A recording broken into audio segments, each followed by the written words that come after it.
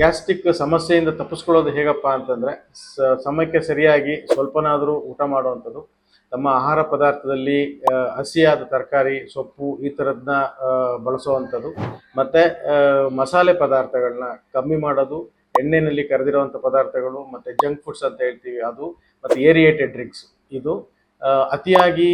Coffee tea ಕುಡಿಯುವಂಥದ್ದು, ದಿನಕ್ಕೆ ಕನಿಷ್ಠ ಪಕ್ಷ 30 ನಿಮಿಷ ನಡೆಯೋದು ಅಥವಾ ಲೈಟ್ ವ್ಯಾಯಾಮ ಅಂತ ಹೇಳ್ತೀವಿ ಅದನ್ನು ಮಾಡುವಂಥದ್ದು, ಮತ್ತು ಮಾನಸಿಕ ಒತ್ತಡ ಏನಾದರೂ ಇದ್ದರೆ ಅದನ್ನು ಕಮ್ಮಿ ಮಾಡ್ಕೊಳ್ಳೋದ್ರಿಂದ ನಿಮ್ಮ ಗ್ಯಾಸ್ಟ್ರಿಕ್ ಸಮಸ್ಯೆಗಳನ್ನ ಪೂರ್ತಿಯಾಗಿ ನಾವು ಬಗೆಹರಿಸ್ಕೋಬೋದು. ಇದೆಲ್ಲ ಸಮಸ್ಯೆಗಳು ಬಂದಾಗ ಮೆಡಿಕಲ್ ಶಾಪ್ಗೆ ಹೋಗಿ ಮಾತ್ರೆ ತಗೊಂಡು ಸುಮ್ಮನಾಗೋದ್ರ ಬದಲು